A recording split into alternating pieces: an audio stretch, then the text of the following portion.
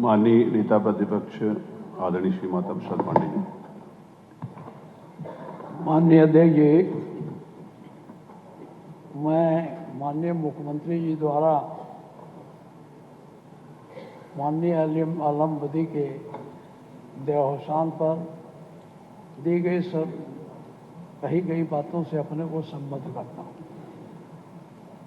आलम बदी जी इस सदन के कई बार सदस्य रहे हैं और मेरी पहली मुलाकात उनकी 2002 में जब वो फिर चुन के आए थे तो मैं यहाँ आया था। बाद में मैं स्पीकर बना तो उस स्पीकर के नाते भी वो मुझसे अक्सर मिलते जुलते रहते।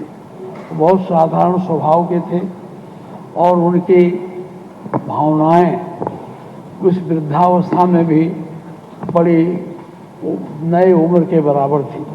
क्योंकि जब वो मेदांता में भर्ती थे तो मैं उनसे मिलने गया था, उनसे हालचाल पूछा, कहा चुनाव का क्या होगा, कहीं मैं फिर लड़ूंगा।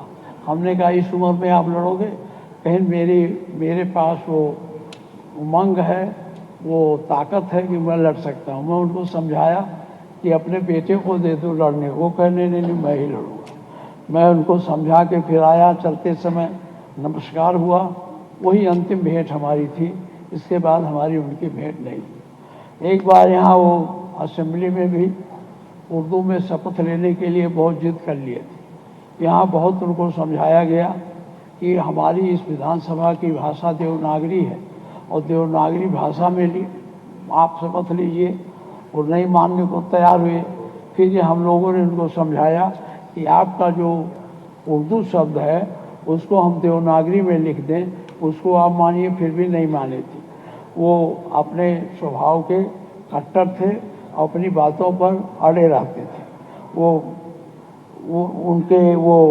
23 जुलाई 2026 को उनका निधन हुआ है। 16 मार्च 1936 को उनका जन्मस्थान पर जन्म हुआ। वो जन्म उनका बिंदवल जिला आजमगढ़ में हुआ।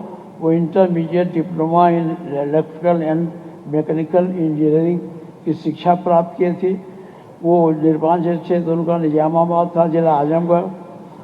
वो 13वीं विधानसभा, 14वीं विधानसभा और 16वीं विधानसभा, तो एक तरह से मान लीजिए 22 तक, और 18वीं विधानसभा के सदस्य 5वीं बार निर्वाचित होकर आए थे।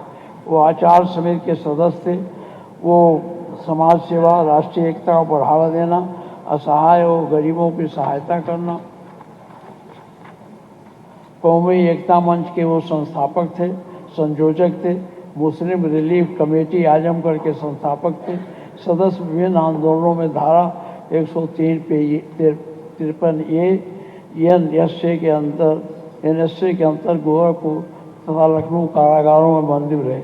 देश के रोशन मुस्तकबिल की राह कौमी एकता के शीर्षक की पुस्तक लिखी, जो अभी तक प्रकाशाधीन नहीं है।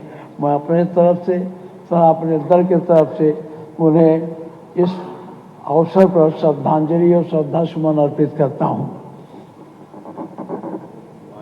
माननीय नेता अपना दल। धन्यवाद अध्यक्ष जी।